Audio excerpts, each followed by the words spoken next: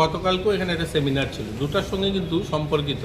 গতকালকে ছিল বাল বিবাহ অর্থাৎ চাইল্ড ম্যারেজটা। দেখুন, চাইল্ড ম্যারেজ থেকে শুরু হয় গৃহস্থ হিংসাটা।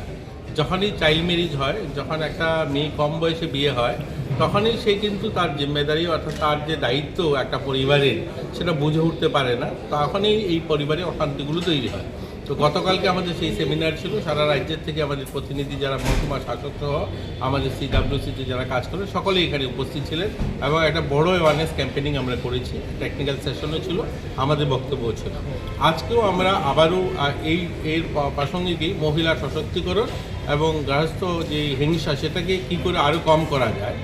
যখনই একটা মহিলা আত্মনির্ভর হবে, যখন একটা মহিলা নিজের পায়ে দাঁড়াতে পারবে, যখন আর্থিকভাবে সে সচ্ছল হবে, দেখবেন সেই হিংসাটা কম হবে। এই উদ্দেশ্যেই কিন্তু সরকার অনেকগুলো কার্যক্রম হাতে নিয়েছে। আপনারা দেখেছেন, এই যে টিআরএলের মাধ্যমে প্রায় 5 লাখেরও বেশি মহিলাদেরকে একত্রিত করা হয়েছে, এই গ্রুপ তৈরি করা হয়েছে।